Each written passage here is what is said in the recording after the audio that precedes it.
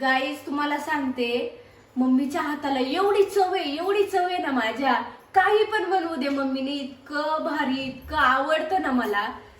हा काय सांगू तुम्हाला, इतकी मस्त भाजी बनवते, काही पण बनवू दे, लय भारी बनवते माझी मम्मी. आणि ना तुम्हाला माहिती का माझा नवरा सासरी काय येतो, माझा त्याच्या सासरी काय येतो, कारण ना आईच्या हातचं खायला भेटते छान छान मस्त. आणि मला बोलतो पण वरून की तुला बनवता येत नाही, मम्मी किती छान बनवती.